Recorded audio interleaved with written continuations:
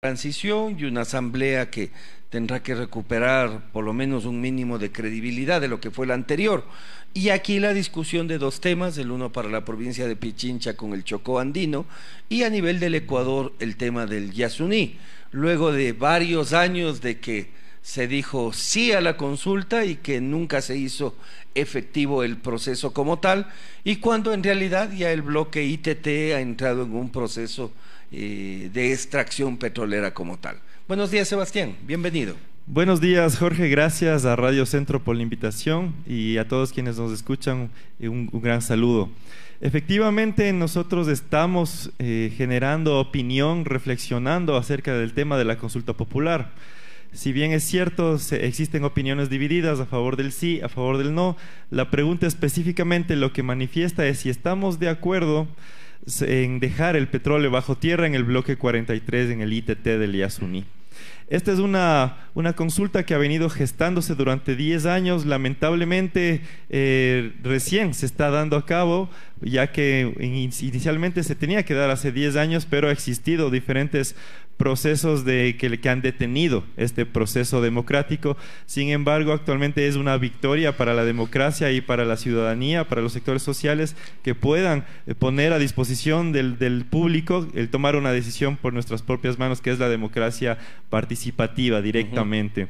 Sí, es verdad que ya tenemos una inversión dentro del bloque 43, que ya se está explotando petróleo.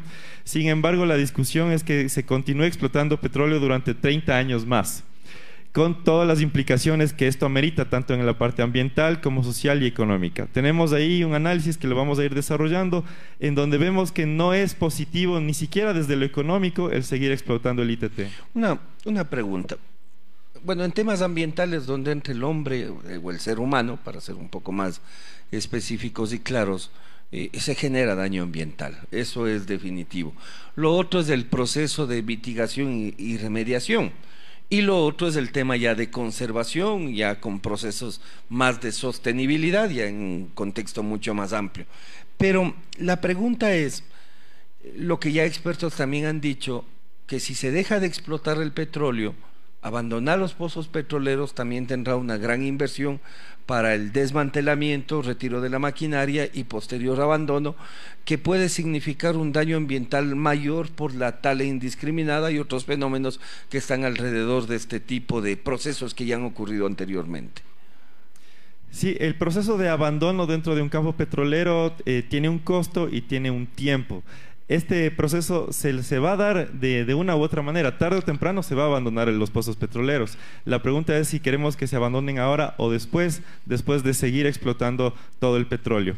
En este sentido también manifestar que, bueno, vamos punto por punto. En el tema económico, la explotación del bloque 43 representa 148 millones de dólares al año, que son cifras dadas por el mismo Petroecuador a la Corte Constitucional, lo cual representa menos del 1%, alrededor del 0.4% del presupuesto del Estado. Es decir, lo que se va a dejar de explotar del ITT no tiene una implicación económica demasiado significativa para el Ecuador. Nosotros no estamos en contra de toda la explotación petrolera, no decimos que se deje de explotar petróleo en el Ecuador, simplemente en este punto específico del ITT, que es el lugar más biodiverso del planeta, esperamos que sí se deje de explotar, pero también que se inicie una transición energética y una transición de diversificación económica para el país. Eso es lo que se busca, construir un nuevo modelo de desarrollo para el Ecuador, porque vivimos en un modelo extractivista durante 50 años, si bien tuvo su impacto, pero no nos ha sacado del subdesarrollo. Tenemos que ser sinceros, el petróleo no cumplió la promesa que se manifestaba en los años 70. ¿Pero es el petróleo o son quienes han explotado el petróleo? No se olvide, ahí está la obra de Agustín Cueva, ¿no? El festín del petróleo, que le costó cárcel y una serie de situaciones donde fue extrañamente la lotería de las dictaduras en su momento, en toda Sudamérica, y un fenómeno especial. Para explotar el petróleo teníamos que hacer deuda externa, y desde ahí empezó la distorsión, y obviamente yo coincido plenamente con usted de que el petróleo no nos ha sacado ni de la pobreza ni del subdesarrollo, pero en cambio en un concepto más global, los derivados del petróleo y la estructura basada en el petróleo es la que genera y dinamiza una economía. No le digo que esté bien, pero esa es una realidad. Claro, la cuestión aquí es que en el mundo se va a continuar explotando petróleo, pero hay que saber cómo y dónde. Entonces, en este caso, y bajo la misma constitución del Ecuador, está prohibido explotar recursos no renovables dentro de áreas protegidas. Claro que existe una cláusula que dice excepto bajo interés nacional. Y esa es la cláusula bajo la cual el gobierno o los gobiernos han intentado siempre seguir explotando. Pero yo aquí hago una analogía, digo, ¿qué tal si bajo interés nacional el día de mañana vamos a explotar las Islas Galápagos? Entonces yo creo que los ecuatorianos diríamos, bueno, ahí como que no nos gustaría tanto.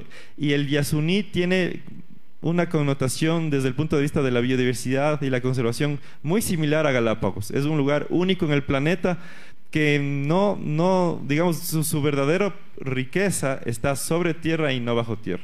Perfecto.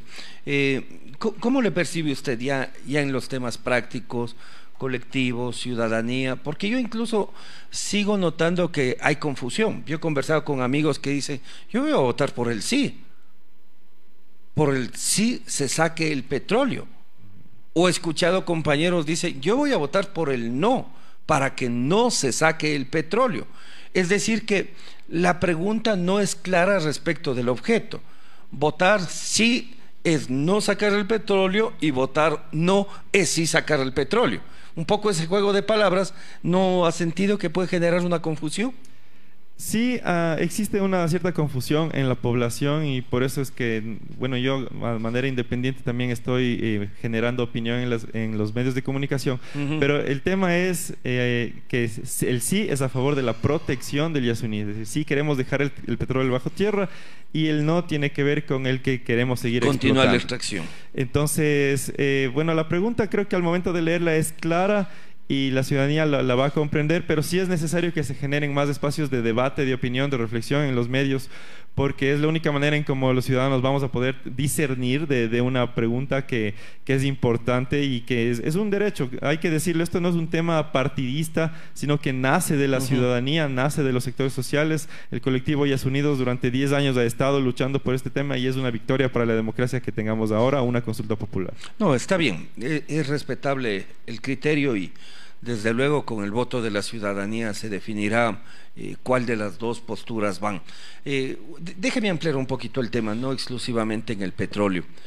Son 300 años de una era mecánica, desde el racionalismo de Bacon hasta la teoría de la materia en movimiento de Newton y la construcción de esta nueva visión de la era industrial, la primera basada en el vapor, la segunda basada en el petróleo. Obviamente hoy estamos viviendo la cuarta revolución industrial, que ya es microelectrónica, digital, pero nosotros en realidad tenemos que seguir hablando de estos temas y el mundo en general, porque no deja de ser base sustancial de la economía.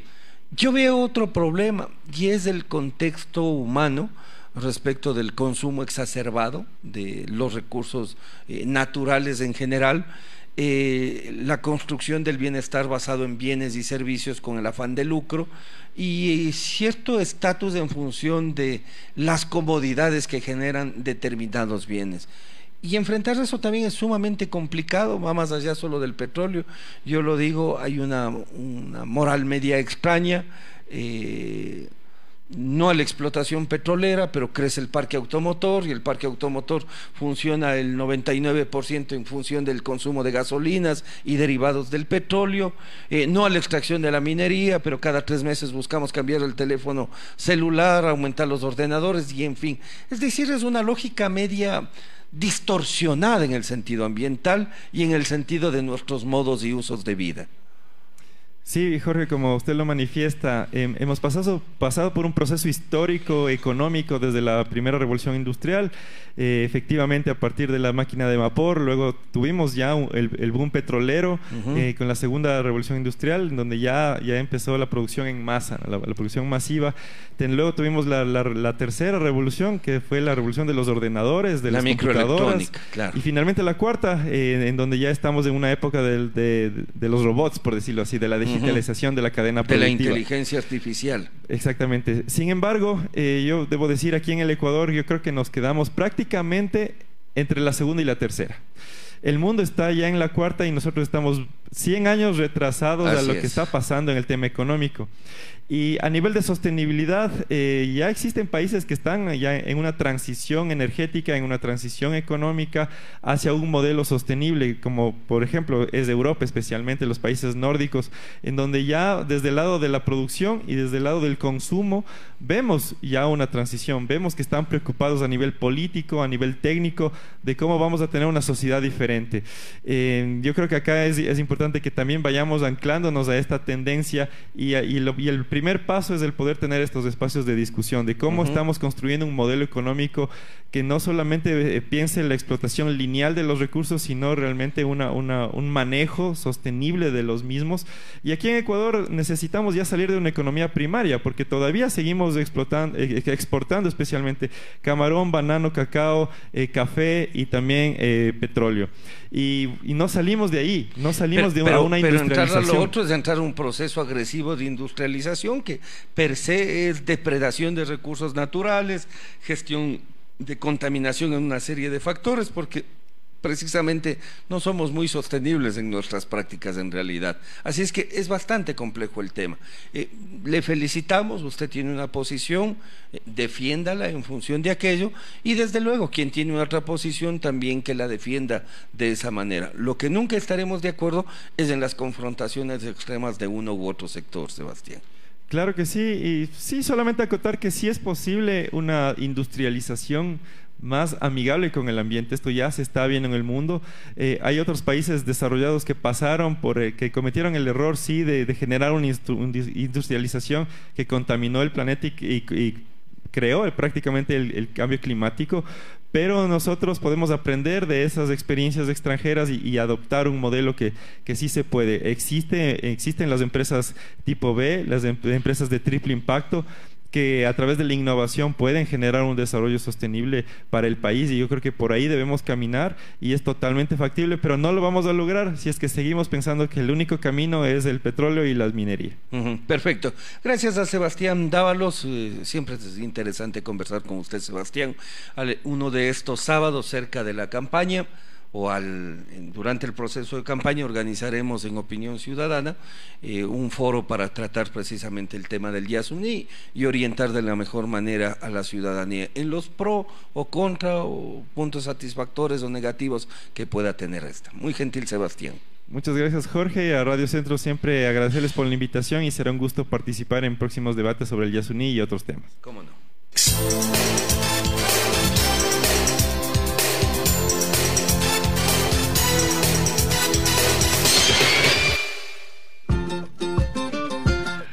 Las 7 de la mañana con 36 minutos, 7 de la mañana con 36. Gracias, Sebastián, que le vaya muy bien. Atención, atención, mucha atención, amigos taxistas, muy buenos días. El día viernes 21 de julio aproximadamente a las 13 horas en el taxi que realizó el recorrido